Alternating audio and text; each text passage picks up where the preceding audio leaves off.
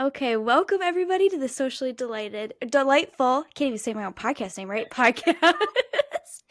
Today I have Demery. Demery is somebody, before we even get into her bio, somebody that I really admire for so many reasons for what she's created in the world, but also just the way that she walks through the world. So I'm so excited to have her today and to talk about all these things like connecting to yourself, connecting with friends. So, Demery is a dynamic entrepreneur, a podcast host, and the founder of the largest women's conference in Michigan, Empower. As the owner of Robu Boutique, she creates a unique space where fashion intertwines with empowerment, encouraging women to embrace their individuality confidently. Demery extends her influence through a compelling podcast, Head Babe in Charge, if you want to go check it out, amplifying women's voices and sharing stories of resilience. As a visionary behind Empower, she dedicates herself to fostering personal and professional growth, creating a community that empowers women both internally and externally. And she is a passionate advocate for women's empowerment. Demery breaks down societal barriers and promotes inclusivity, leaving an, oh my gosh, girl, this word, an indelible. You're gonna skip it. Like that's actually a great intro. Like we're good. That's so like, good. Good. It's so good. But this last part's important. So creating such, I'm just gonna use my own words. That's totally fine. Wing it. We love it. Such a great mark with entrepreneurship, and advocacy. I'm truly so excited to have her here today. So, Demery, welcome. Is there anything you would add? It was such a beautiful intro, but I like forget what's in that intro sometimes, and I'm like, I couldn't read that word either. No, that pretty much wraps it all up. Just podcasting, the boutique, and Empower. Like we're doing all the things. So I think that covered pretty much all the bases. So good. So actually, and this wasn't the plan because I want to hear about your connection story, but I actually want to tell you this. I've never told you this to your face. And what a perfect time then to catch you off guard. But I'm just kidding. While we're on the podcast. But when I reached out to you, so Demery and I connected a couple years ago. I don't even remember what number of the Empower conference you were doing. So Empower, for those of you that aren't familiar, is this wonderful, beautiful, huge event. Again, the largest women's conference in Michigan that Demery puts on. She is so collaborative. She brings in all of these women-led businesses into this conference. And honestly, me, myself, and I, my little business, I was like, wow, this girl's like really cool. And I've seen you before at events. I've seen you speak. I've seen, you at networking events. And you were talking so much about connection. And I was like, oh my gosh, it's not even that this girl just, right, like gets that, okay, we need to help women embrace themselves confidently. But a huge part of that truly is like connecting with our people and knowing really how to connect with our people. And you were talking about that. And I was like, you know what? If you will, I'm just going to like shoot my shot, right? I'm going to shoot my shot. I'm going to message her and I'm going to say, hey, I really want to support this, be a part of this. I know so much about connection. I want to offer this to you, but I also want to say, because sometimes people will tell me, they'll be like, how did you land that? Right? Like, how did you land like speaking at such a big event? How did you do that? And I was like, because I didn't think about it as landing it. Truly, I was like, I admire this person. I admire what she's doing. And it's a little vulnerable. She could definitely reject me, but I'm just gonna, again, shoot my shot and be like, Worst hey, case scenario, someone says no and you're in the same spot as you were without asking. Yes. Okay. What's the worst that happened? Someone reaches out and wants to be a part of my event. Wow, I'm so offended. I'm so thrown off that someone thinks our event is so amazing that they want to be a part of it in any capacity. Like, how dare they? Like, it's so funny when I talk to people and they're like, it took a lot for me to go out of my way to ask you. Like, every person usually that's in part of the event in any way requires them putting themselves out there, because it's not expected to just be like, hey, you kind of seem like the person that wants to get on a stage and speak in front of 300 people.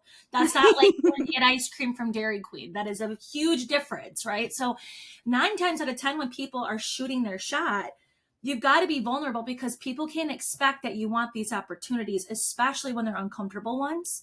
Yeah. So I'm all about it. And plus, people like showing that initiative is Mhm. exactly what we're looking for. Like, we don't want people to sit at the tables and just be like, I hope someone comes up and talks to me, which 9 times out of 10, somebody probably will. But for the most part, we want to have so many inclusive people in the room that are willing to put themselves out there, because that's the entire point. Yes. Yes. Okay. I'm so excited that, we went here because so often people will say things to me like that. Like, how did you get this? How did you do that? And truly, for me as the asker, if you will, for me as the one putting myself out there, I'm like, oh, I just want to connect to this person, right? Yeah. Like, I just want to support what they are doing, like, genuinely. It's not just about me and what I could gain. This is such a beautiful thing. I feel really connected to this thing that you were doing. I want to support it. And Demery, I love this so much because you and even everybody I'm sure could just feel it because everybody listening at some level has had that moment where they're like, oh my gosh, should I ask? And so Yeah. to hear like the person being asked to be like, yeah, wow, the worst thing that could happen is that somebody is interested in supporting this thing that I'm doing Right, is right. Like, think of so it that good. way. Think of it that other way. That's what took me, like, not only working with, like, doing speaking opportunities, because that's scary of getting on top of a stage, but like pitching to brands. Like, Yeah, I work with Target, I work with the Fox Theater, work with 313 Present, worked with, from me putting myself out there. Like, yeah, instead of me being like, oh, they're not going to take me seriously, I don't have that many followers, or what do I have to offer? What do I, instead, I flipped the switch of, they're going to be so excited to know that somebody is excited to want to work with them. No one's yeah. ever going to be like, ugh, can't believe we're getting another email from somebody who wants to support our business or brand. What? Yes, Like, yes, it doesn't make any sense. So when you think of it that way, same thing with friends and connections, like people reaching out to me on social media, they're like, I've been following you and I just think you're so cool and I just want to be friends. I'm like, we're already besties. Hello. So it's like, oh my God, someone wants to be my friend because they think I'm a nice person.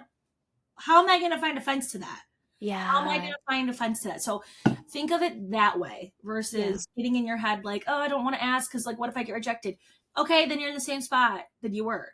Is with a friend, yes. relationship, business opportunity, anything in your life is not going to happen unless you try. And worst case scenario, it says no, you're literally right back where you were at. You might feel a little bit diminished, but most of the time people are going to let you down and be like, hey, unfortunately, we're full, or this, like, we'd love to Mhm. have you for this, or something else, or I'm busy this time.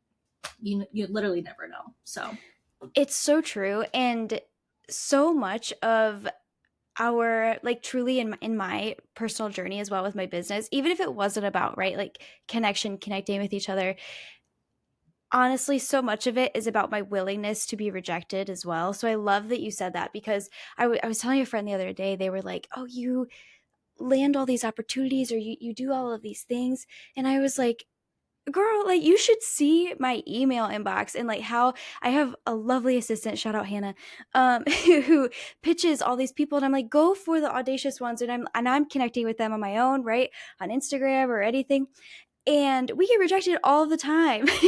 And but it's you're so right, it's never in that like, I don't know, that harsh way, at least I can say. right. I've never seen it in that kind of harsh way, but also as well, that is how these opportunities have happened for me, right? Like, is my willingness to be rejected and my willingness to ask, go for it, believe in myself.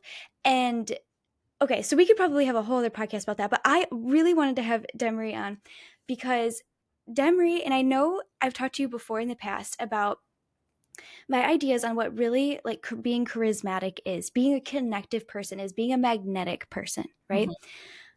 And you embody so much of that.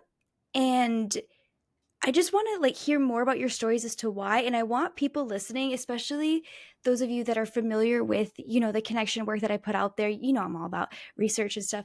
In these stories that Demery's going to tell, I know you were just going to hear that work. Like she's a living, breathing example of it. And so I'm just so excited because it just shows how easy and fun Yeah. and like empowering this can really be. So before Demery popped on, I one thing I'm experimenting with and doing, which is so fun, is I'm asking people about like their connection stories. And Demery wrote in this beautiful story about how she really connected to herself while she was going through a really big transition. So Demery would love to hear, yeah, whatever comes up for you on that. Yeah. It's always fun telling the story because it always like is told different ways and like different aspects, because like the connection part or the confidence part or the finding yourself part. But I pride my success, obviously, all about collaboration, which is something that we'll get into later. And that isn't something that I just woke up one day and was like, I'm going to collab with a bunch of people. It was being able to surround myself with people that I felt gave out the same energy that I wanted to give out. And sometimes you work with people that don't give out the same energy, but that's okay. You don't have to use them again. I was just going to say what we were talking about previously of the um, rejection. I never use the word rejection. I say the word redirection because it really is. So for me, my success really is from collaboration, but that didn't just start off of like one day waking up and being like, I'm going to collaborate with a bunch of people. My story. So I married, and I'll give like the Spark Notes version of it. So I married my high school sweetheart. We were together for 11 years. We were dating when we were 13. And so we went through all of high school, out of college. He joined the military. I traveled with him to North Carolina, obviously got married. We got pregnant with our son.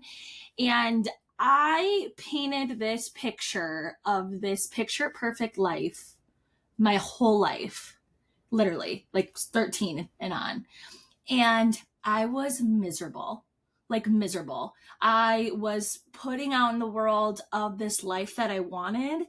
And I not only was feeling crappy that the fact that I was like not living the life that I was posting or saying I was, but also inspiring people to have something that wasn't real. Mm. That so it was like a two double-ended sword, right? Like it was just I'm making people like something that's not real, and then I'm also living something that's not real. So it was just like I couldn't win either way.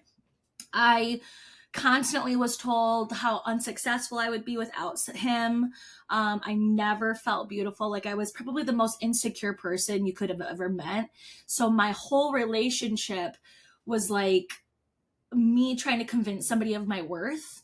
And for me, that trickled into my business, my friendships, my like every single thing you could probably do. Because sadly enough, when you're with somebody that long at that young, like you kind of get brainwashed. So for Yeah. people listening to this that are like, oh, I didn't have a boyfriend or a girlfriend in high school, or I didn't have that problem. It doesn't have to be your significant other. It could be your friends, it could be your family, it could be your surroundings, it could be your job, of letting somebody or something make you feel worthless. And in reality, that's not the case at all. And so for me, after I had had my son and multiple times of I'm leaving, like I can't do this anymore and taking him back, I finally hit this rock bottom where I looked at every single thing in my life and I was like, nothing is real. Mm. Like nothing that I've built truly exemplifies how I feel. I created Rubu Boutique, my business, because I wanted women to feel beautiful. Why? Because I didn't. I wanted to give something to women for something that I didn't have.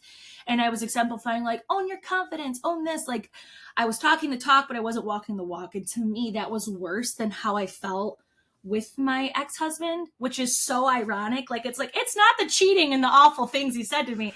It's that I'm making people feel this feeling that I can't even really exemplify myself. Wow. Yeah. So I really took a step back and I realized like I hated my relationship. I was looking at other people's relationships. We all play that comparison game on social media. And even if theirs wasn't real also, just like mine wasn't, it was a thought that I'm comparing myself to something else because mine's not that. And regardless if it's a fake also, it's just the fact that it's this dream and I don't have that and I'm upset about that. My business wasn't thriving. I never stepped foot in front of a camera for my own boutique for the first 2 years of my business. And I sold clothing for a living. I would have my friends come in, my girlfriends come in. I never wanted to be in front of the camera because I didn't feel like I was pretty. I've always been like heavier in my life. Like I've never been like fully confident in my body. I've always been like, oh, I've got mom bod or I have stretch marks or acne or something. And I'm like, I can't get in front of the camera because that won't sell. Because I like genuinely believed I wasn't like this beautiful, deserving person. So it was not only my relationship, my business, I was also allowing my friends to treat me like crap because I was just like not wanting any attention, but I was just like these relationships that have lasted so long that have been my lifelong friends. I'm like, I can't just get rid of them. They've been in my life, or they're my cousin, or they're this or this, whatever. Like you make the excuses. And I hit this like rock bottom where I was like, I don't want this to be my life anymore. And I don't know if it was for me because obviously my son is like everything to me. I didn't want my son growing up thinking like this is it. Like this Ooh. is the dream. You living this fake life and your mom being miserable and this and that. And I was just like, I can do this on my own and I'm okay with that. And I one day woke up and I just was like, nope, not doing this anymore. Filed for divorce, moved out, got a new house. And then it was like this positive snowball effect where it was like this light switch was turned on of being like, you're actually really cool. And it's also okay to like yourself because it's Yes. like this two-part thing of like not only somebody convincing you not of their worth, which in reality, shout out, I don't mean to like be a spoiler alert or anything, but somebody else making you feel like shit essentially. Sorry, we're not allowed to swear. Oh yeah. It's them projecting. I know that it sounds fluffy, but it's genuinely, I've done so much therapy work on this that I genuinely believe this, that now when I see this happen, I'm like, ooh, you need therapy, like you need help.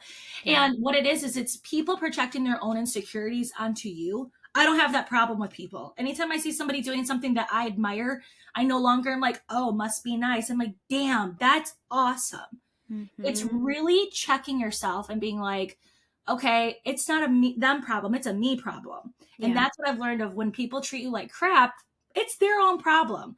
So long story short, started working on myself and it was like this positive snowball that just progressed. Like I was just like, I'm done letting somebody convince me that I'm not worthy of a cool life and having everything that I want. And obviously that needs work and it can't just all be manifestation of rainbow and butterflies and unicorns, right? But like it's taking the time to realize that you're a cool person because also society convinces, especially women, Yeah. that we're not allowed to like ourselves. We're not allowed to call ourselves beautiful. We're not allowed to be successful. We're not allowed to talk about the money we make. We're not allowed to brag. We're not allowed to do these things because if it does, it just seems like we're vain.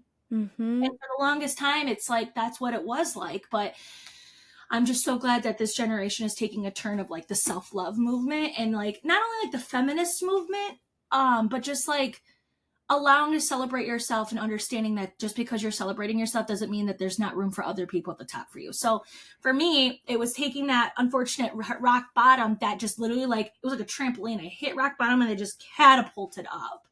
And from there, I was like, I never want to feel like that ever again with a partner. I was cool with just being alone for the rest of my life.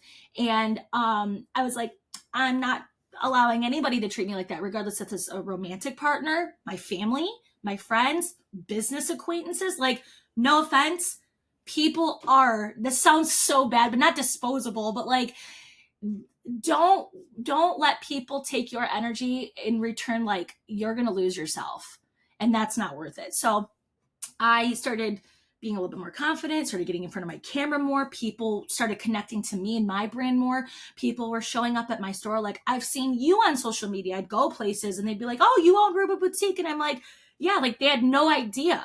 For 2 years, I didn't step in front of a camera. So I did all this work and started, like, my business started booming. I started collaborating with more like minded women. Why? Because I was being who I authentically was.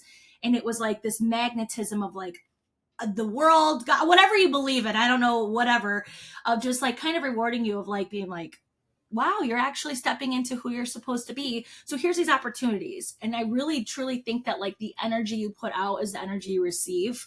And so Mm-hmm. for me, being this authentic person that like I've wanted to be my whole life and just being that person and not really giving a shit about who cares or not because I just went through the worst case scenario of caring.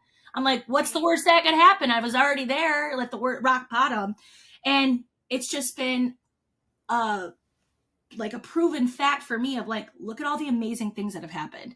I've worked, like I've named a couple of the brands that I worked with before, like endless opportunities, endless things that every day I get an offer and like like it's just amazing. And surrounding yourself with people who respect you, appreciate you, match your energy, don't need to talk negatively about other people, and actually walk the walk is everything. So that has like catapulted my business from Rubu to doing a podcast to hearing other women's stories to creating Empower, to like my boutique was like my biggest business, and now we're at a spot where I've closed my boutique now, and we're only doing Empower because we're at this space now where it's like the biggest women's empowerment conference in Michigan, and the contract we have this year with our new location is just unreal. And then like with a relationship, I met my now fiance. Funny enough, that I was like, I want to be alone for the rest of my life. But about it, it's just I cannot say enough nice things about him. The life that I once portrayed and wanted to have so badly, I genuinely have that now. He would never disrespect me. He loves my son more than life itself. Like, all the things I wanted in my life have truly lined up for me because I stepped into who I am and wanting to connect with genuine people that are like minded and not being afraid of being rejected if it didn't work out, because like I don't want people that rejection, or I want that redirection to lead me to the opportunities and people that are really going to like fill my cup. And so Yes. that's pretty much like where I'm at now, is just this really awful experience. Like, anytime I talk to people, they're like, what would you say like you're most thankful for? Like, obviously people are like, I'm thankful for my son, or I'm thankful for my single mother. I'm so thankful for my divorce. Like, Mm-hmm. literally would not be here today without that awful situation. Like, I'm sure we've got lots of underlying anxiety and PTSD from a lot of things in there, but I'm so thankful for it because I would never be who I am today. I wouldn't be able to advocate women of awful relationships with their friends, family, or significant others, owning themselves, owning their confidence, teaching them to show up organically and genuine and authentically in social media and in person, because those two need to match, and just creating this life that you so badly want for yourself. So it just stems from believing in yourself. I truly, truly believe in that. And everything else will fall into place with connecting with yourself and then being able to connect with others. Yes. Okay. There's so many things I want to say, but I'm really big on like, okay, how can we get right our brains on board, like understanding the primitive brain, because so much of like for a lot of my clients, like social anxiety involves around this fear of like, oh my gosh, like the worst case scenario is going to happen, and then I'm going to experience this like social death, or then my shame that I'm carrying is going to amplify and I'm going to experience it for the rest of my life. Your story, and like, let me know how this feels to you, because I'm going to take a big old guess here. But in your story, you were like, well, I already had the worst case scenario. Really? Yeah. Like, I already, like, so there's, like, in that situation, it was just like, well, why not believe in myself? Why not go for these things? Why not prioritize people that are investing in me? Like, when I know that this is it, right? Mhm. Like, the worst case scenario is like where I am, if you will. And I think that's so helpful to recognize, because, again, if for somebody that is fearing that worst case scenario, like, the worst case scenario is like, Demery, you pivot. You Yeah. feel that way. Like you said at one point, you said, I feel diminished. Like, you feel that way and you pivot, right? And that's it. Yeah. That's it. So, so good. And I love to, just to emphasize, because I really want to get into these stories. And I know I told you before you hopped on, I think you have such beautiful relationships with your friends. And I love even how you were saying that in the story, that so much of your success, and I'm sure, right, so many people that, especially right in our local Michigan community, are like, oh my gosh, like, wow, like Demery, she's so right, she does all of these amazing things.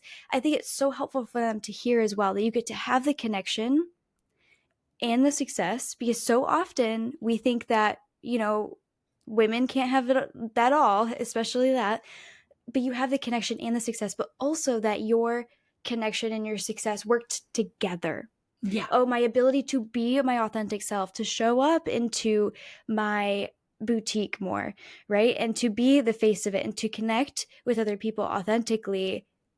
And as you mentioned, like when you talked so much about collaboration, I know that is something that is so near and dear to your heart. Like, it's, in my opinion, just like a way to operate like your Yeah. business from, and I think you really do that. So yeah, what are your thoughts on that before we dive into some of these stories today? With connecting with your friends and having these relationships, Yeah.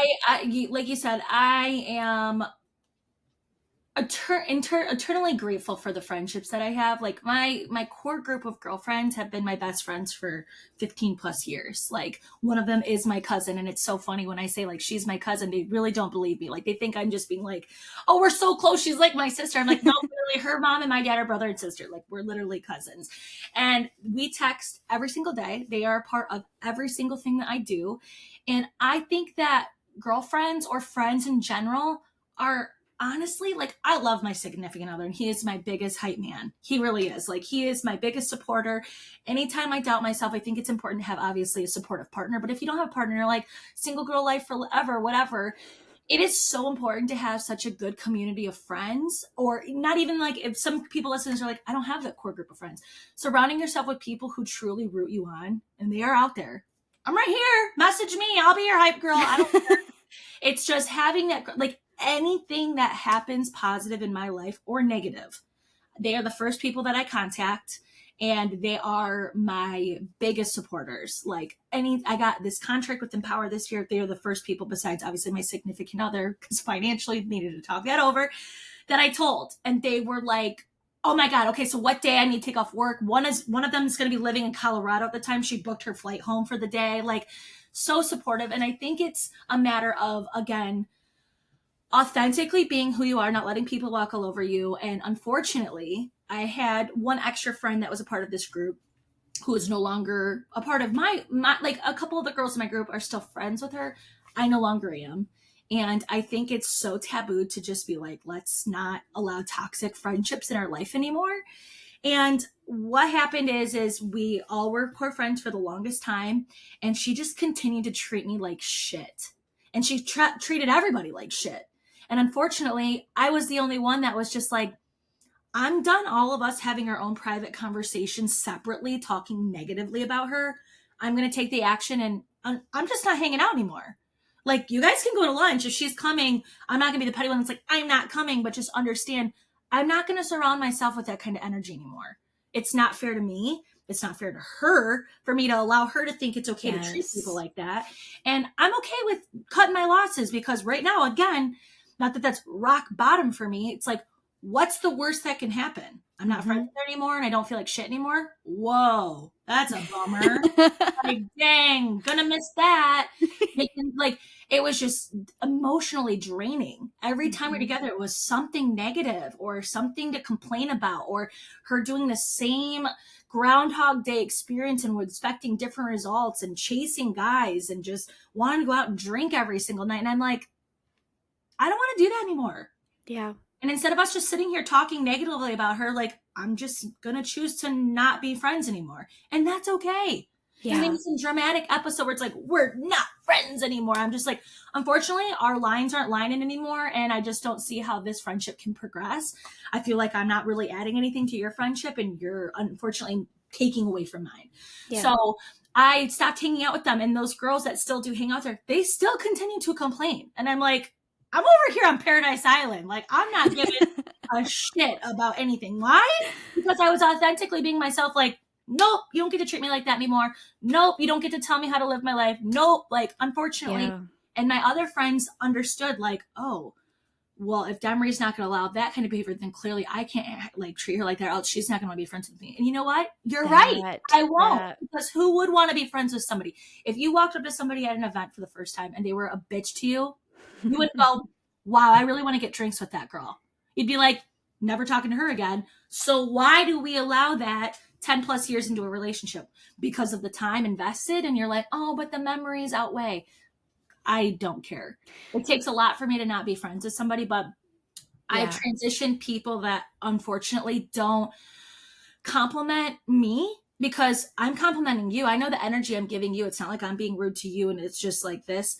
Mm-hmm. It's not. And now it's created stronger relationships with those people, and also my emotional capacity of allowing new people into my life that are just like, I just was so emotionally drained at all times. Like, I couldn't go Mm-hmm. out. I didn't want to meet new people. Now I'm like, what am I going to do with all this free time of not doubting and, second guessing myself and feeling like shit? Oh, I'm going to go meet more people that make me feel good about myself. And I did. And then I created power. Yes. And unfortunately, there are still some people that I'm like, I don't get the best vibes from you. And that's okay. I don't get close to them. Doesn't mean I have Right. to like publicly, you know, humiliate people about it, but it's just understanding of who your core people are going to be and understanding who is emotionally intelligent to have a conversation That with you. Because unfortunately, luckily, a couple girls in our friend group, anytime you told them anything, it was like you were attacking them. They're like, well, I just don't understand why I'm like, I'm just having a conversation with you. mhm. Nothing was getting through. Now you will literally, this is why we're such good friends, because you meet these people in your life where you're like, you're being a bitch. And they're like, I am, aren't I? And you're like, yeah. And that's the end of the story. Continue. It doesn't need to be this, well, I can't believe Demery called me a bitch and da-da-da. You were being rude to people. Get over Yeah. it. There's days where I'm rude to people too, and I have to check myself, and I'm like, that was really mean, wasn't it? Like breaking the social norms of holding grudges and being mad at people instead of having that open and honest communication of being like, no, I actually don't like that. And Yeah. then being like, that's fair. You're allowed to think that way. It builds trust as well, and we don't Yeah. realize that. Yeah, I had a friend call me out last summer, and I love referencing this story because when she called me out, she was so nervous about it, so nervous.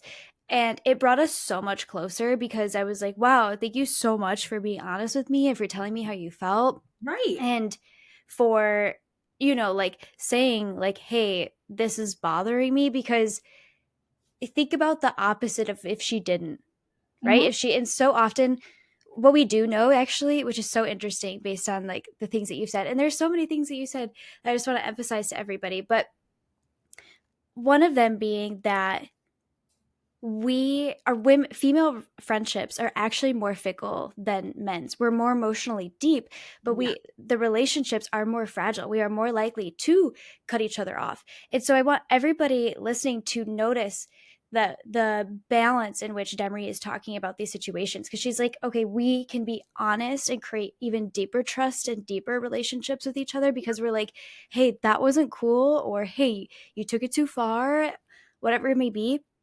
That's coming from a sense of love, right? And I want you to be the best that you can be, or that hurt my feelings. I'm going to be honest with you because I care about this friendship. And at the same time, because sometimes when people hear me say that, because Yeah. I'm really big on, for the most part, our culture talks so much, and I think it's beautiful, talks so much about boundaries and, cutting out toxic people. And I think that is needed. Absolutely. And I'm so glad people do that. And at the same time, I think a lot of us are really quick to do that. Mm-hmm. We're really quick to cut each other off. And so I want y'all to hear the difference in which Demery is like, no, we're able to have these tough conversations, and I'm not going to put up with that anymore. Because sometimes people hear me say that and then they use that against themselves to Yeah. be in friendships that aren't supportive. So much of what you said is so beautiful. Another thing I just want to emphasize is that your connection, like to yourself, your connection to other people, and for anybody that knows Demery in life, knows that again, like you are such a collaborator.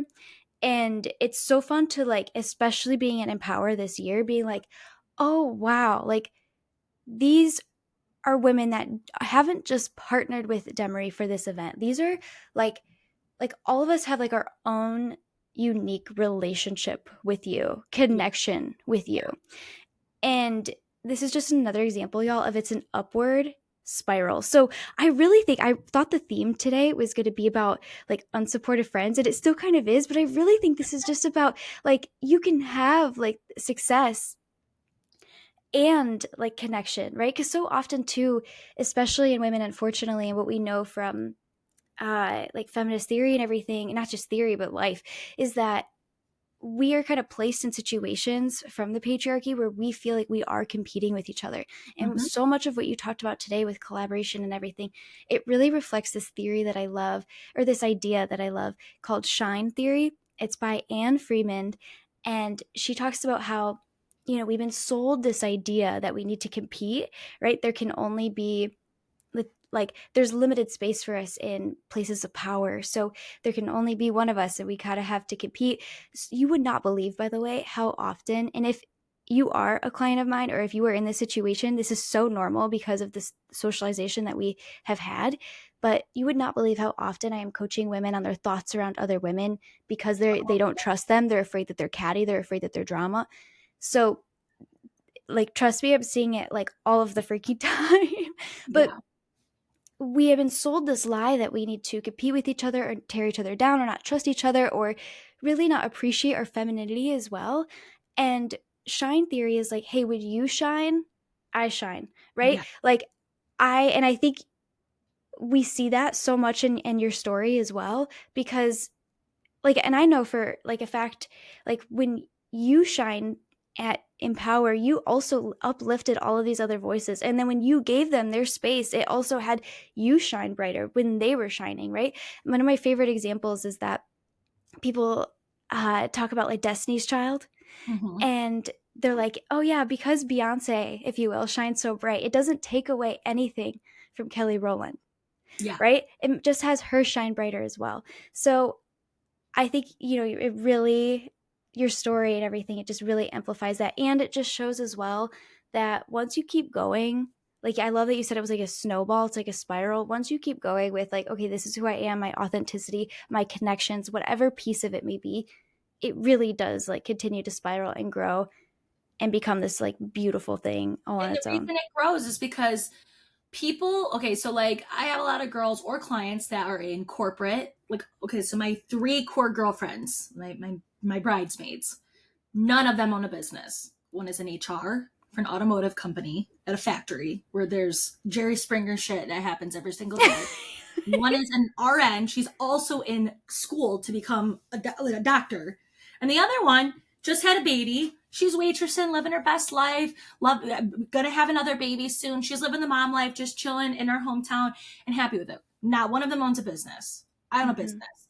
I love showing up on social media. They do not like showing up on social media. They don't post every day. I think Abby, my best friend, my maid of honor, a year ago maybe, like she is like so cool with not being in the limelight, but when we go out and we go to the clubs and stuff, she's like, you better believe I'm going to be on that dance floor shining. We are all so different, and I think that people think when you collaborate, which to an extent you have to have some similarities, Mm-hmm. but you don't have to be so similar to where it feels like you're competing with each other. And even if you are, it's still not competing because you're your own entity and you're still unique in your own way. So all of my core four, which is me and my three girlfriends, we are so diversely different, yet we all complement each other. And those are the girls that I text every day. Our group chat is literally named Unmatched because I don't have, I have it, it's, our friendship is unmatched to anything that I have in this world. I love So that. I think that when we think about like seeing other people or our friends and stuff, like we always feel like we have to compete with them, or we have to, like you said, like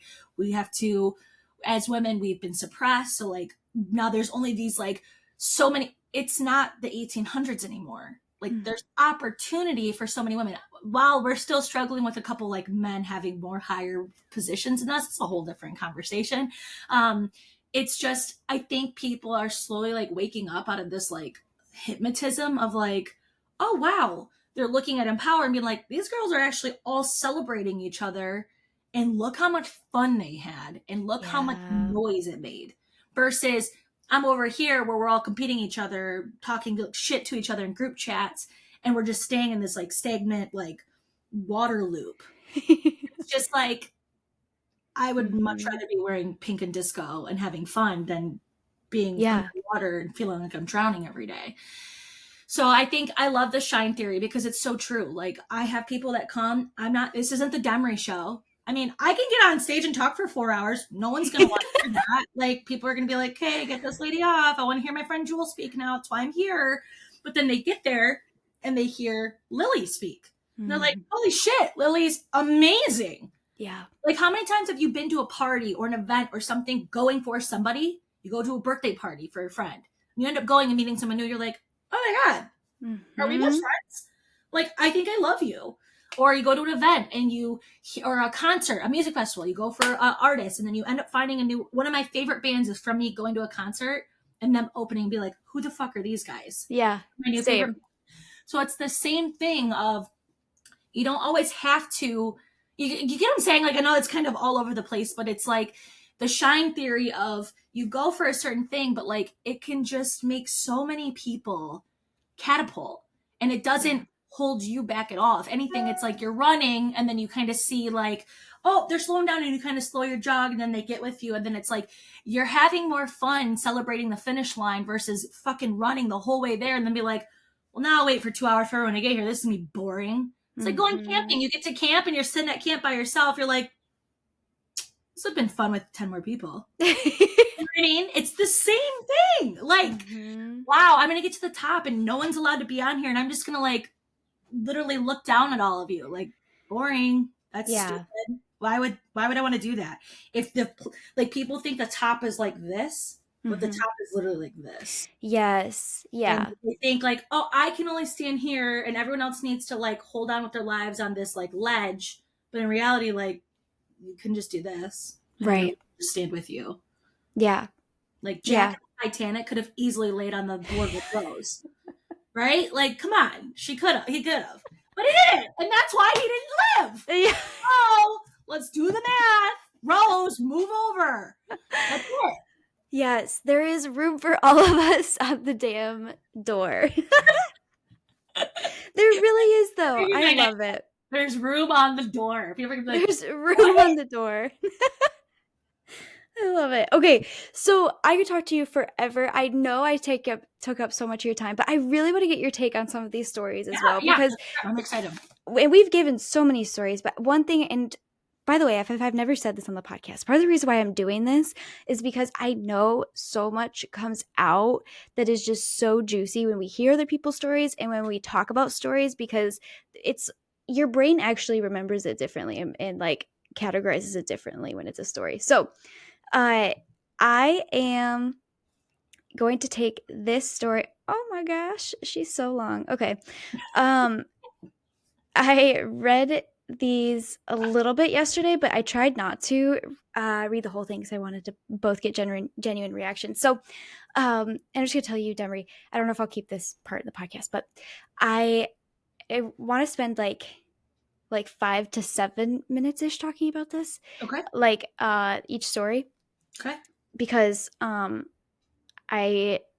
just to like tell you, because I've done some of this before, and then they end up going like, I'm like, oh my gosh, we're gonna hit 3 hours. So anyway, yeah, totally get it. So this story is coming from the best of Redditor updates, and it says, I defended my PhD yesterday, and not one of my friends or family showed up, not even my fiance. Yesterday, I defended my PhD in STEM at a highly prestigious program. Unlike many departments, my department's defenses are basically celebrations. You present for 1 hour to anyone who wants to come to your PhD committee and asks you a few questions, and then you drink champagne and celebrate. I created a Facebook event for it 3 weeks in advance. My immediate family and closest friends all said that they could come. These included my best man, as well as 2 people who were to give toasts at the wedding. My fiance was going to take work off to come as well. Pause for a cough break. Then yesterday came. 2 of my coworkers couldn't make it because they were out of the country, but I wasn't prepared for what happened. I presented to a nearly completely empty auditorium. Only my advisor, 2 community members, and a few members of the nearby labs showed. It was incredibly embarrassing that I almost couldn't make it through my defense. After my defense, I looked at my phone and I had one message from my mom saying my family wasn't going to make it on time because they left too late. I called my fiance twice with no answer, and it wasn't until 10 p.m. last night that she called me back. It turns out that her best friend from college, who I've known to be quite selfish from previous situations, had tried to, little warning here, thoughts of suicide, but had tried to kill herself because she found out her boyfriend had cheated on her. She knew my defense was yesterday, but begged my fiance to visit her all day in the hospital. My fiance didn't even say congrats. No one else called or texted to congratulate me since I defended yesterday. I barely held it together on my call with my fiance, but now I'm so upset and considering calling off the wedding, taking a job, and never contacting these people ever again. I know I'm a horrible person for this, but my big day was completely fucking ruined by their inconsiderate actions. So there's a couple edits. One, they said, thank you all so much. In reading this, I'm generally calming down, and I think I'll call my fiance and family. And yeah, So that it just Oh, looks like they're little my updates heart actually. hurts. I'm like, okay, I'm not trying to compare it to me, but like, in no world would that happen Mm-hmm. in my friend group or my relationship. Like, the friend with the fiance, that sucks. But it's just as simple as, hey, I'm really sorry. This is what's going on.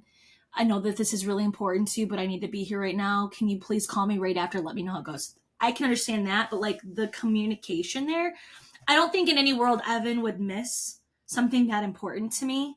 If Mm-hmm. that was going on, he'd be like, "Hey, after the thing, I'm gonna go into the hospital. Is that okay?" So I guess that one's kind of the iffy one. The Yeah. family, the other friends, the coworkers, the Facebook event, especially people saying that they're coming and not showing up. That is awful. And Mm-hmm. unfortunately, I'm sure that that happens all too often to a lot of people of not having people show up for them. And it sucks because I can sit here and be like, I have the best friend group and they do anything for me. Not everybody has that. And Mm-hmm. that sucks. And that like literally baffles me sometimes. Like I have the hardest time talking to people. And they're like, I wish I had the friend group you had. And I'm like, you don't? Like, I think it's normal. And they're like, Mm-hmm. that's not normal.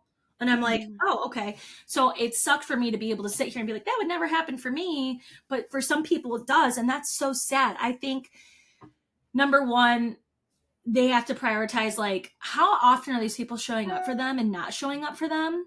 And kind of look at that because my fiance is notorious for this. He shows up for everything. Everything. Someone sneezes and it's a celebration. He's like, "I'm here, gotta go." And then I have unfortunately had to have a lot of conversation with him. Like, how often have they showed up for you? And he's like, well, they haven't been to something like the last 2 years. I'm like, then why are we going to every 7 events a year for these people? No Mm-hmm. offense. Like, I get you want to do all the things, but like, you could be putting your time in other relationships that are showing up for you and also making capacity for new relationships that are going to fill your cup. So I think that for this one, obviously the conversation is had for, the fiance because I couldn't imagine marrying somebody who didn't, even give me a phone call saying like, I'm so sorry. I know it's gonna go. Can you someone FaceTime me while I'm in the hospital? Like there's so many things you could have done to make this situation, important to this person. Or after, can we go get dinner and drinks and celebrate? But the family, I think you need to have a conversation with them. Like this was important to me, and you Yeah. didn't come, and now I'm really upset. And That. I would never do that to you. And this was a big deal, hence the Facebook invite, and hence me constantly talking like this is a big deal. I have things that are. I'm not a doctor. I have things that like I closed Rubu, my 8-year business. All my friends texted me. All my friends called me. Some girls sent me gifts. Like I had like random Instagram people messaged me like, I'm so proud of you. This is amazing. My friends met us out on the boat. We got champagne. We popped champagne on the boat for that. Mm-hmm. Imagine being a doctor for that. Like that's so sad. And it's, Yeah. I guess, overall, like just prioritizing. Like, unfortunately, not everyone is going to be there for you, and you have to make that uncomfortable decision of like, do I want to continue to feel like shit and wonder if they're going to show up or if I'm important enough to them to want to come to this. And if not, then don't have them come or invite them in the first place because worst case, you're in the worst case scenario where they're not coming anyway. Exactly. You Yeah. know?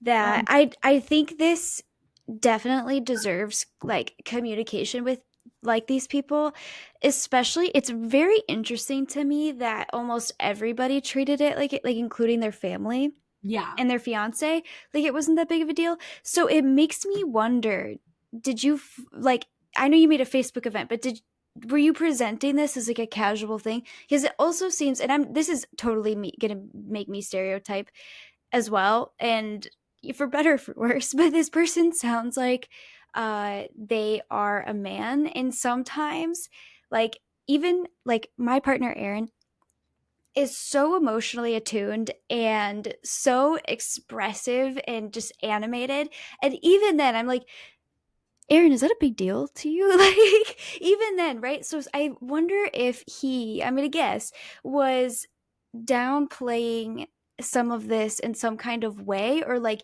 making it seem like it wasn't that big of a deal. I Right. am curious about that. I do think no matter what, communication is involved. Like, no matter what, like whether it's these people didn't really understand the value of it, because I've hurt my own damn feelings so many times by being like, oh, my friends don't care about me because I just made the assumption that, oh, they should know that this is a big deal, Yeah. rather than not. Like, I actually told some friends that I was speaking at Empower, which was such a big deal to me. And when I was speaking at Empower, I realized, I was like, oh, I haven't told some of these friends that this is really important to me. And when I did tell them, I actually had one of them apologize to me and say, oh my gosh, Shul, I really had no idea. I thought you did stuff like that just all the time. And I was like, Like oh, it's a casual thanks. Tuesday. Like it's just another Tuesday, baby. Life of Jewel. We live in large. We love it. which which was so like, but again, that kind of like runs the point home, right? Like, uh people are going to know how we feel about something unless we tell them, like, Yeah. truly, people aren't mind Yeah. readers. So I wonder if that is happening a little bit. I think regardless, communication, be like, hey, this hurt me, this is what's happening. And then regardless of what happens, you get to see, okay, I either go closer with these people or I pivot, right? That's the worst Mhm. case. That is the true worst case scenario here. So Yep. uh, they ended up saying two things. So they said, yes, I have gone to and planned special functions for others. One of the friends who told me they would show defended her PhD a few weeks ago.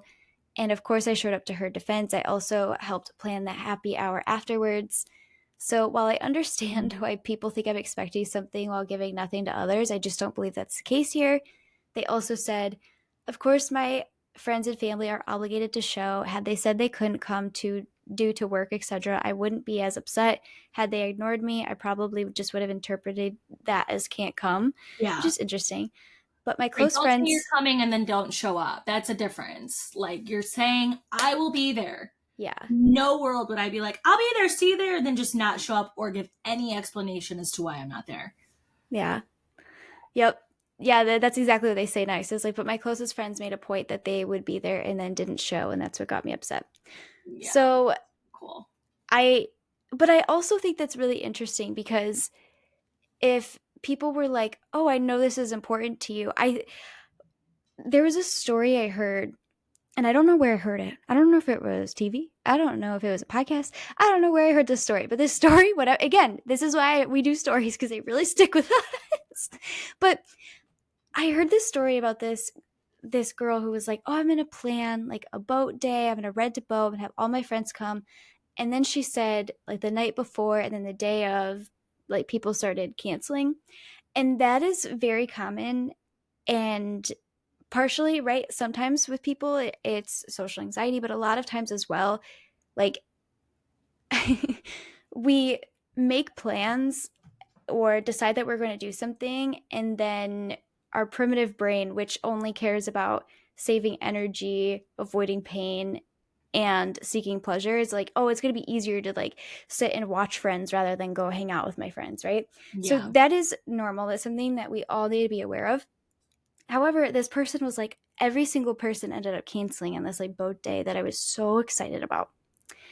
And that story really stuck with me because this person, as they were telling it, it was very clear, and this person ended up saying, they were like, it was very clear that everybody just thought it would be no big deal. Like, it's just one person, everybody else will be there. Mhm. Exactly. And so I think that's something we also need to keep in mind. Like, these people probably thought, oh, like, it's no big deal. Their family will be there. Their other friends will be there. Their fiance will be there. Then the fiance doesn't show. Oh, the family will be there. The friends will be like, it becomes kind of something like that. And so I think this is a lesson for all of us. And people pleasers, I'm not saying go people please, but I think it's helpful just to be like, hey, I like, even if you really physically are absolutely burnt out and cannot go, or some emergency happened, expressing your love and care and pride for somebody, I think goes such a longer way than we realize. But Yeah. yeah, that is something really common. So we did get an update. So they said, this morning my fiance called me after I was more or less these words today. It's like reading Demery's bio again with all of these videos. I'm just kidding.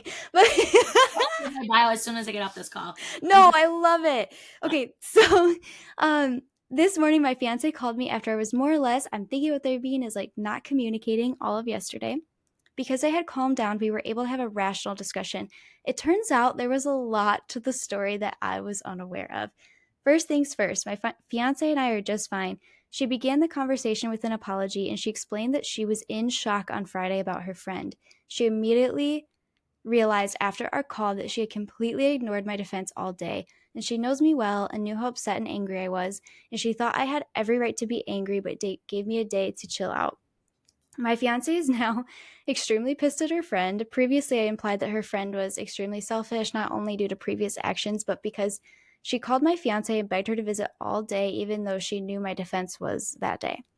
Many criticized my feelings about this, and as of early this morning, I thought I was wrong to feel the way I did. I should have been more sympathetic. But then my fiance told me what happened yesterday. For about 2 hours, my fiance visited her friend in the hospital, and her friend was feeling a bit better, so my fiance began to ask about the cheating boyfriend in a bit more detail. It turns out her friend did not find out about her cheating boyfriend on Friday. She actually found out the Saturday before, and she had expected that her or suspected that her boyfriend was cheating for months ago. That Saturday, he finally admitted it to her, and after she saw him receive a Snapchat of a naked girl, yet she did. Wow, this is really intense about this side quest here. Um, received a Snapchat about this naked girl, yet she did nothing about it because she didn't want to lose him. In other words, she lied to my fiance about when she found out he was cheating. And what pissed off my fiance the most was that during this past week, my fiance and her friend talked twice over the phone, and neither time the friend mentioned it. While I understand that she may have been bottling up her feelings or may have been embarrassed, her previous actions, like engagement parties or dinner parties, cast some doubt on this. So it sounds like maybe the friend in the past was like, let me take attention away. Yeah. Regardless of my feelings, my fiance is incredibly angry with her because she had all week to talk about this and to help her deal with this trauma, but she didn't, which stuff like that, it's so fickle. Stuff happens. Anyway, just to skip ahead here, they say about my family. Yesterday morning, my fiance called my immediate family and asked what happened. And they said, sorry, but the answer is boring. It was just another case of my parents being incapable of getting anywhere on time. My fiance advised them not to call me yesterday because I was very upset, but my family did text me all day and morning and apologized profusely. They would have called me right after my defense, but they weren't sure if I wanted to talk to them. And about my friends. Also, yesterday, my fiance called my closest friends that were invited. These friends, I know for sure, wouldn't lie to my fiance. Half of them forgot and were deeply mortified they missed it. I'm told that they will call me later today. It turns out my best man blacked out the night before after going to get a beer, and the rest were a combination of something came up or I was sick. And although in one case the person was clearly ill and anyone could tell from talking to him over the phone. So that's basically it. My fiance really pulled through in calling everyone. She didn't have to do that, and I'm very lucky to have her. Before I start my job, we will have a real party to ensure that it is really fun. So, And in hopes that those people will actually show up, because now you voice that it's important to you, and if they yeah. don't, it's kind of like then you need a two striking out. But it's like, oh, okay, we really messed up here. Like, we should have been there for that. Like, let's at least for the next like 5 years be on time into things that Yeah. you know what I mean. Unless like Yeah. you're literally giving birth or you're in the hospital, like, Yeah. which I guess you're in the hospital to give birth, but you get what I'm saying. Yeah.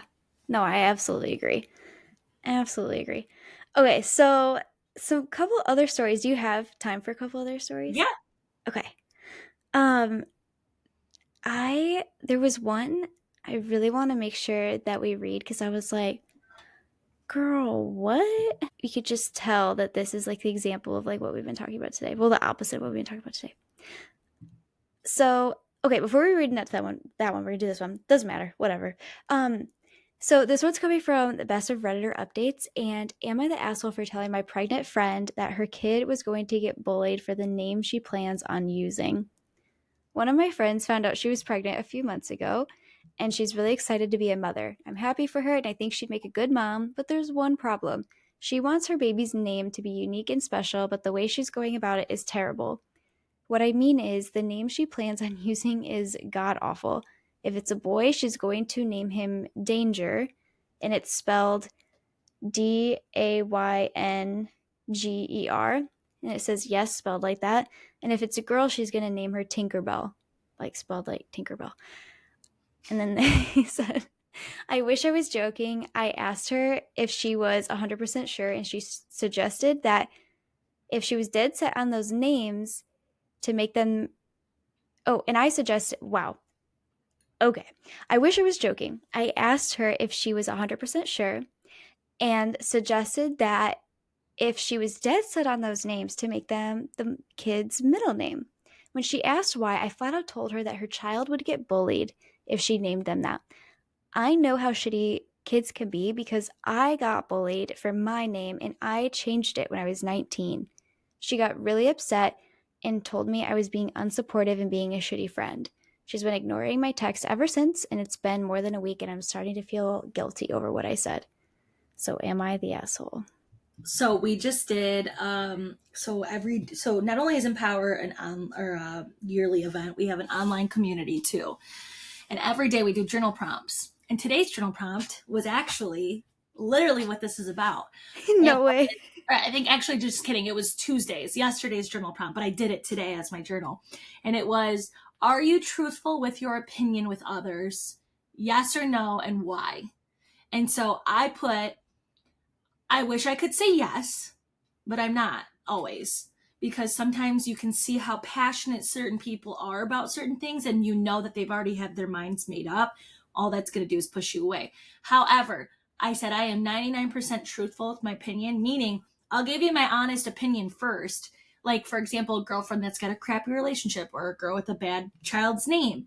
And then if you see that they get defensive over it, you already know that their decision's made up. Not that you need to lie, it's just you back off. Oh, okay, well, if that's what you want to do, then awesome. Doesn't mean you need to be like, I think it's great. You can just say, oh, yeah, well, then definitely do it. And then you'll notice the relationship kind of loosens up. I would 100% have the same conversation that girl or guy, whoever it is, had with their friend, because like Danger and Tinkerbell are not like, it's not like it's like something that's like Ryder or something else that's like an action, yet also a name. That's like, okay, Danger is, yeah. Like my son's best friend's name is Seven, and it's spelled VII like the Roman numerals. Hmm. Okay, so you think his name is Vi, but it's Seven because it's Roman numerals. And so our family talks about it all the time. They're like, which Seven is part of our family at this point now. Like he's always around. We're best friends with like his mom. But it's like, it's inevitable. Kids say something about my son's names. My son's name's Kingston. They're like, your son's name's King. And I'm like, your name's Sarah? Like, what? Like, who cares? So it's like, I don't think it's wrong for her to say, I just want you to be aware, like, especially if this person has a name that's like, made fun of all the time. Like, she's coming from pure experience. Like, I know what Right. it's like. I had to change my name. I'm just helping you before your child has to go through that.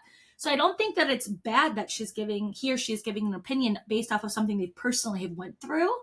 But then if they don't want to do it, they're like, I don't care, then okay. Do you know how many people were like, you're going to name your son Kingston? And I was like, is it that weird? And they're like, yeah. Think of it when he's like 80 years old and he's going to be named King. I'm like, that sounds sick to me. Yeah. Okay.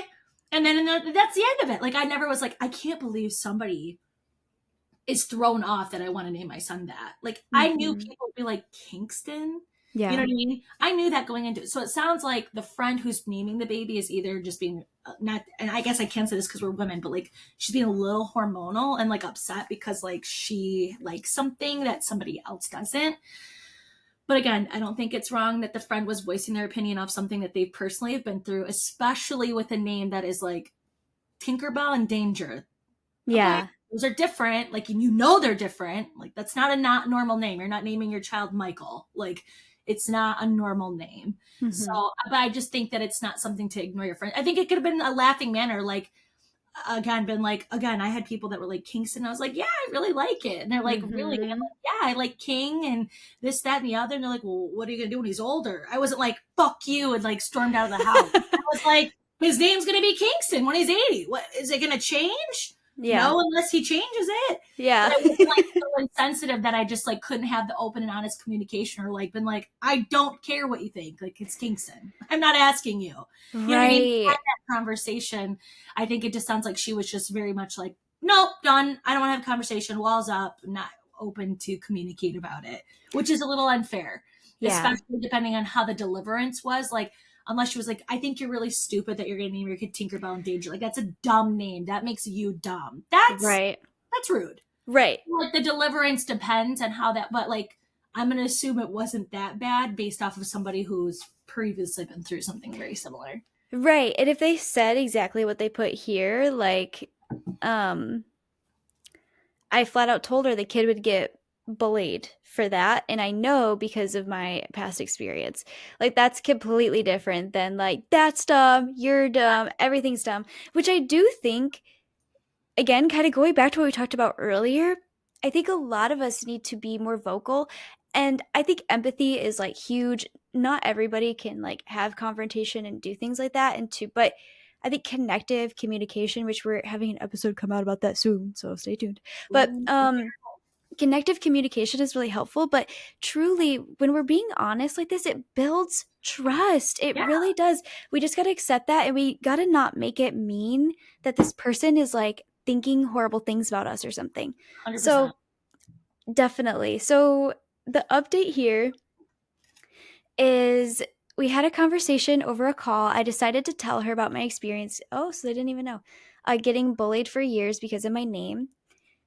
And it turns out she's been going through a lot. Birth complications run in her family, and she's been really stressed about it, along with finding out that her boyfriend, now ex of 3 years, has been exchanging dirty texts with a coworker of his. I had no idea about this as she expressed regret for taking her feelings out on me. I carefully brought up some of your points and suggested using the name Belle for a girl with Tinkerbell as a nickname, as I think it's cute and like the idea. And I also mentioned maybe Dane with the first name Danger as a nickname, but she wasn't quite happy about it. She did decide to use Danger, still spelled like that, as a middle name, which isn't nearly as bad as using it as a first name. On the bright side, the kid can literally tell people now, Danger is my middle name. Thank Right. you. Thank you for Exactly. your advice, everyone. So yeah, I love that story. So I have one more for you, Okay.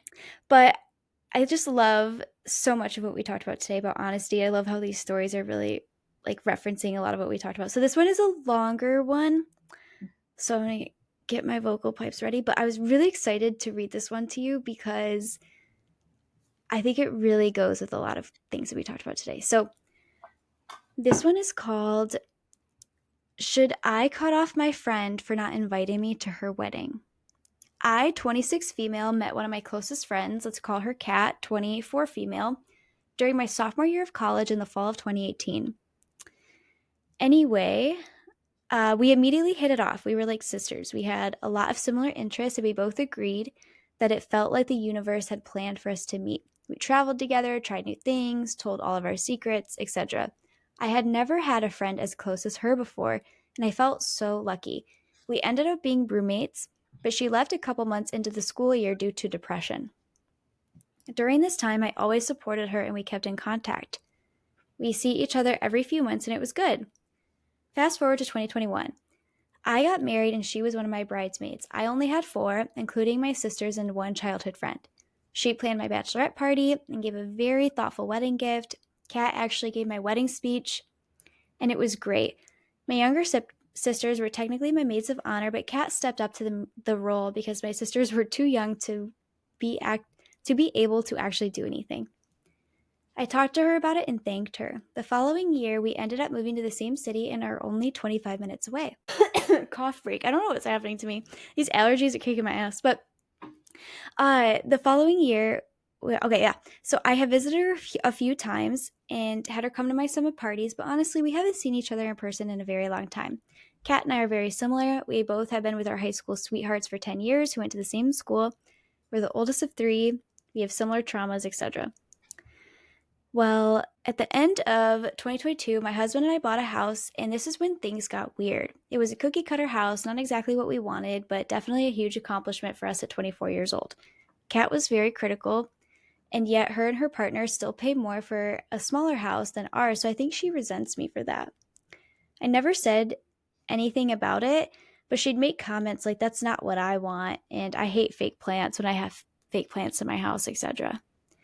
She got engaged of fall of 2022 and immediately FaceTimed me. I was so excited for her. She wanted me to make her wedding cake, and we talked about her bachelorette party and all the wedding things, and I thought everything was fine. Spring of 2023 rolls around and she's dealing with health issues, so I try to excuse her not reaching out as much or making rude comments to me. This was my 25th birthday. I had friends and family come. I spent so much time and money in the party, and it turned out amazing. At one point, one of my favorite songs come on, and someone took a video of me singing and dancing in my cute SpongeBob outfit. Oh, like, what's funnier than 24 or 25? I Oh love yeah. that. I did the same thing. And Kat said, or at one point she says, "Woo, act like it's crazy in here, like we're having fun." Like, girl, what? My sister and other friends that were in my wedding party, let's call him Matt, were appalled at her comment. I just ignored it and didn't let it ruin my night. I never wanted to have a falling out with her, so I just excused it as it's not me, it's her, and moved on. Part of Mm-hmm. me felt like a punching bag, but I also wanted to preserve the friendship that we used to have. I don't know why she was sending that energy my way, though. It looks like she made another comment at some point. This is really long. So, um, another comment, and I just thought, oh, she's just jealous about like at the house again. And then here we get to the wedding. So today, I think the straw has finally broken the camel's back. I received this text this morning. Hey girl, happy Sunday. I wanted to let you know that we have finalized our guest list and ordered invitations for the wedding. Our guest count was capped at 50, so we ultimately decided to keep it family only and don't have room for either of us to invite any friends. No bridal party either. Keeping it quaint. I hope you are having a great summer and it looks like your job is a lot more fun and a lot less stressful. I also had only 50 guests at my wedding and she was one of them. I understand anybody can do anything they want at their wedding and I'm not going to fight for an invite, but this feels like the end of our friendship. I really don't want it to cause a big argument about it, but I may not even respond. I'm not even sure what to do. Clearly, she knew I was expecting one. What should I say? Is no response a response? Should I say, I understand, I hope your day is beautiful, like a bullshit response? I don't think I'm going to invite her to my baby shower whenever that comes. But I am bitter. I loved her and I thought we'd be best friends forever. We talked about things like being aunts to each other's kids. I thought we would be crazy old ladies who traveled the world and had our husbands roll our eyes at our shenanigans. I did nothing but support her, even when she started to change, because I knew she was dealing with some shit and wanted to give her space. But at some point, my best friend was just gone, and now we are here. She literally zipped me into my wedding dress, and now I'm not even important to have a seat at hers. It's fucking sad, and I don't deserve it. I can't keep trying to love someone who doesn't want to love me back. Okay. It's a lot to unpack. Yeah. I don't know. I mean, I get okay. So if it would be different if the first friend had like 200 people, and now this girl's going to 50. So it's like clearly, but it also just does depend. Only I know this because I'm getting married in October, and we are also doing a very quaint thing. We have 100 people coming. However, my fiance's family is enormous, like very big. We also have an estate where everyone that is in our bridal party is staying at the house with us. And that's 28 people alone with their dates. So then even if we did have 50, that leaves us like less than 25 people. So 12 couples to invite.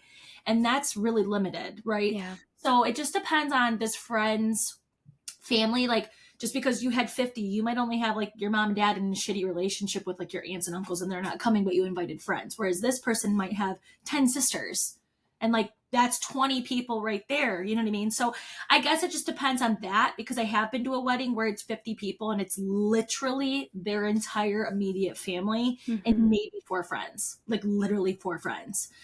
And it does suck that like she didn't make the cut or even could be like 52 and it's her and her significant other, but then it puts them in an uncomfortable position where they're gonna have to like tell other people that they can't come. And it sounds like they have like a longer distance relationship, but I don't think that no response is a response. While a lot of the time I do believe that for Yeah. certain things, I think this one, since it bothers her and she's like got a voiced opinion, her not giving a response may let her know like, oh, she's okay with it, or maybe she didn't get it. Maybe I think she should respond. I don't think she should be like, okay, totally understand. I would just be like, I'm kind of bummed because I was there, you were there for my big day and X, Y, and Z. But like, is there a reasoning why I didn't make the list? And if she's like, literally, not that this girl owes her an explanation, but like maybe she would be like, this is literally our guest list. And it's like literally 45 people that are like their aunts, uncles, grandparents, cousins, like immediate family. That's a little bit of an understanding, and just be like, okay, well, is there any way that we can celebrate in a different way? Like, could we do a shower together? Yeah. If your relationship means that much. But it sounds like, since there's already all of these other instances, and the fact that she's making a Reddit about it, like, I think that the relationship was over before the wedding, to be completely honest. I think that her saying that's the straw on the camel's back, she was looking for something that's more of like, I need a definitive reason as to why we're not going to be friends anymore, when in, like, that should be your reasoning if you're seeking something. Because she said the thing about the birthday party, the thing about like the house, the fake plants, like, it already sounds like you were annoyed with each other, or her at least, for the most part. So like, why would you want to go to the thing just because she was invited to yours?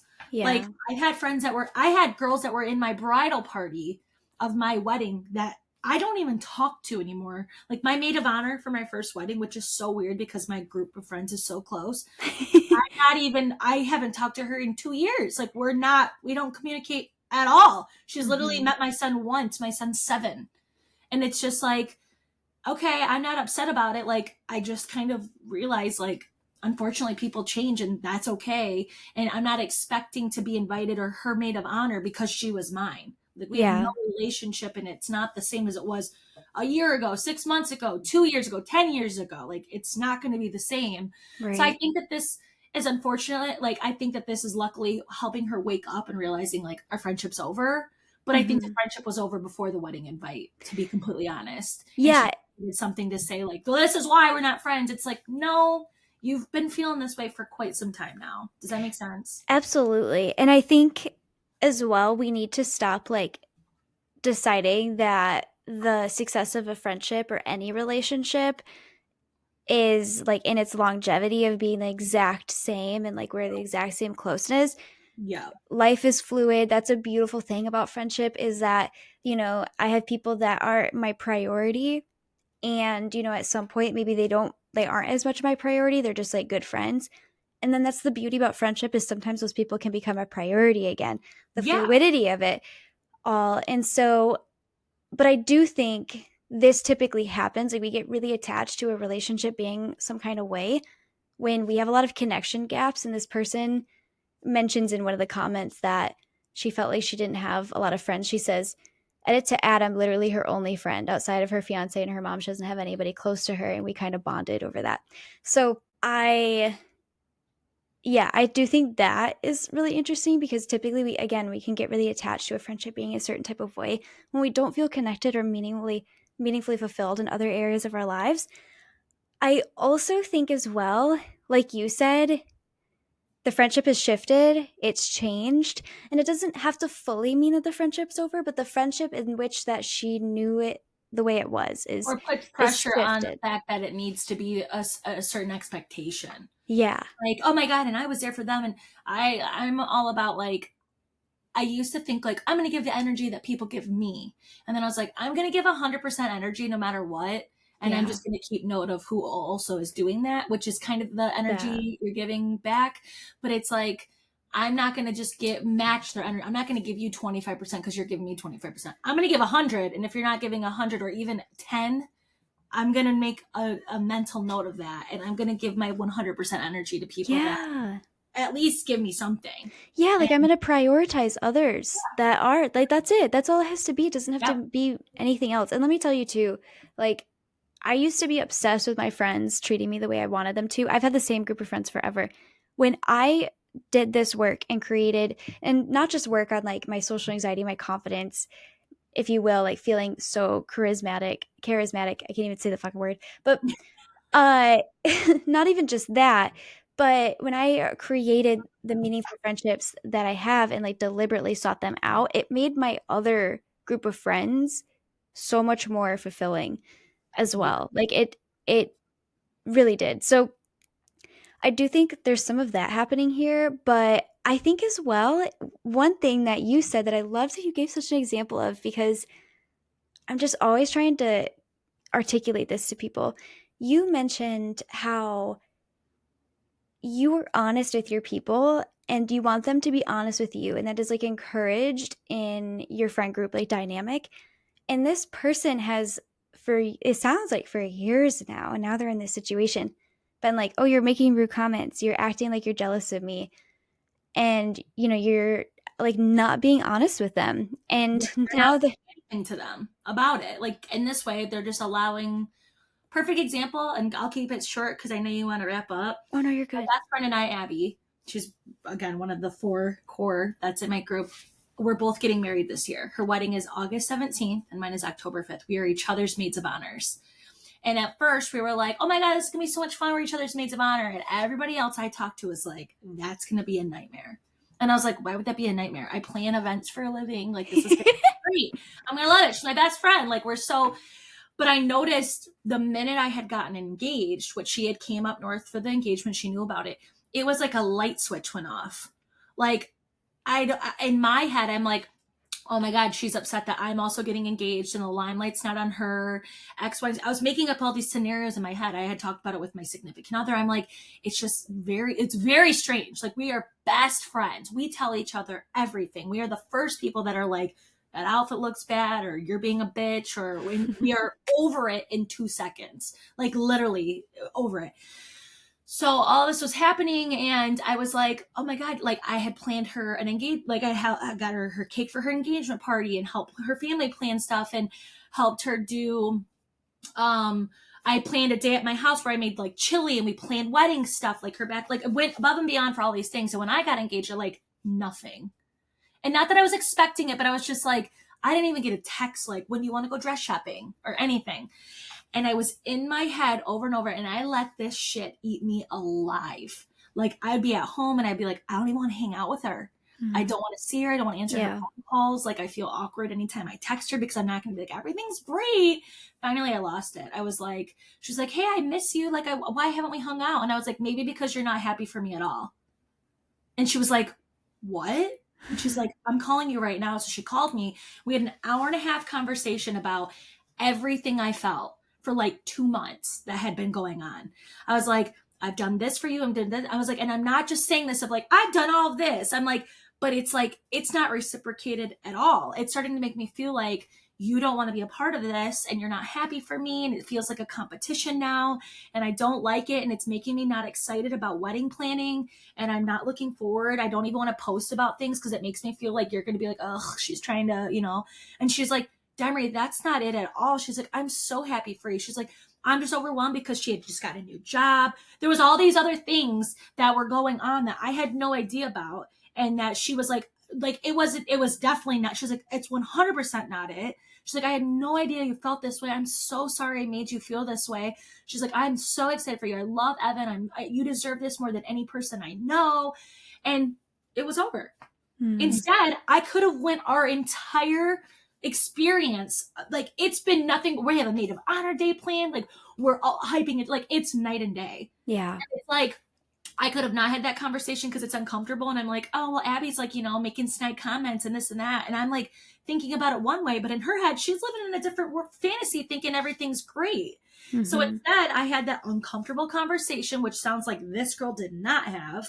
And she's letting it eat her away till like something else gets piled on the stack where it probably isn't as bad for the other friend. It's just because this girl's just like, la la la, I was part of her wedding day. I did everything for her. She's going to understand because like, I don't need to explain myself. I was there for everything. Whereas this girl's like, well, she was a part of everything and I want to be a part of it too. And this girl's like, I have no idea that that's going on.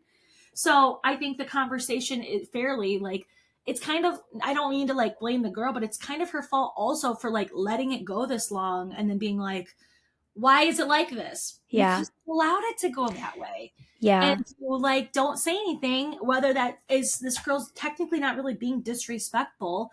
She's just thinking like you're okay because you haven't said anything. The minute I Right. had the conversation with Abby, it was like, boom. Like, Yeah. nothing has been uncomfortable. We have done every aspect together. We text every day, like, how did the cake tasting go? How did this go? How did it, like, and it's like an experience that we're both excited for now versus me holding on to it and her having the experience that I want and me being like resentful. Right. So Right. it just That was sounds the perfect story. yeah. That was the perfect story. Perfect story. Like, to kind of like say this as well, because who knows, right? Maybe this friend couldn't meet this person where they were at as far as that honesty goes. Maybe they wouldn't be able to, move past this, but you would know. That's Exactly. the option here, is like, especially when we are coming at people from like, I love you, I want to connect with you, and this hurt, or this is where I'm feeling. And none of that happened here. I love the way you said it earlier as well, of by letting people treat me that way, I'm also hurting them by letting them think it's okay Yeah. to treat me that kind of way. Yeah. And with this person here making snide comments or things like that, then that person also thinks it's okay to treat you that way. Yeah. So we don't have any updates here. It looks like the only update is this person has decided that the friendship is over, which is their choice. But Fair. I think at the end of the day, like, why not have the communication? Why not give people the chance, opportunity? And like, I think Demery's story is a great example of why. I also feel a little bit betrayed by this Riverside, because, and I could tell I've kept you on for so long because my stomach growled and then my thing lit up while you were talking. And I was like, oh, great. So if anybody hears that, yeah, that was my stomach. But Demery, thank you so much for so much of your time, your heart, Yeah. your Thank you for energy, having me. I your just want to hang out all wisdom. I day. know I could hang out with you all day. I really could. I absolutely adore you. Thank you so much for coming in here and talking about all of these things. Now, where can everybody find you? Where would you love people to go to check you out and connect with you more? Yeah, so my the best way to connect with me is, I personally love Instagram. I just think it's such a fun space to, like, it's your own digital scrapbook to get it, like, an insight to people's lives as well. So my personal Instagram is just my first name, Demery Suan. And then there's also Empower's page, but either one linked to either or. So personally, I like Demery because then it shows you like the podcast, the Empower stuff, other stuff as well in there. So that's probably the best way to connect with me. And I always love new besties. So I know when we were talking about earlier, when we were like, I don't have a cool friend group or people that are going to hype me up, I'm like, I'm right here.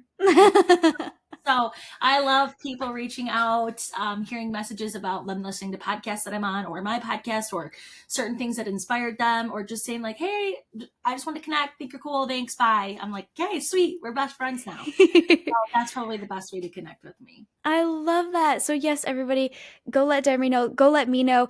Tag us in what you thought really stood out to you in this episode. We both are such connectors at heart and really want to hear it. Now, I also want to say too, we are going to include those links as well as the Empower link, the website, because the dates were just announced. I'm so jazzed. The dates were just announced for next year, 2025. And by the time this episode comes out, I believe based on things I've seen, that tickets will probably be available to the general public, not just your membership. So we will Yeah. have that below too if you want to hang out with Demery and me, because I'll be there in person. It'd be really fun. I'm excited. And we have a new location this year, which I'm also excited. We're going to be announcing that mid July. So I'm going to assume once this is out, obviously the location will be announced too. So that'll be really, really cool. So fun. Well, Demery, thank you so much. Yeah. I will end this so that way my stomach doesn't pop up again, because she's hungry. He is there. We love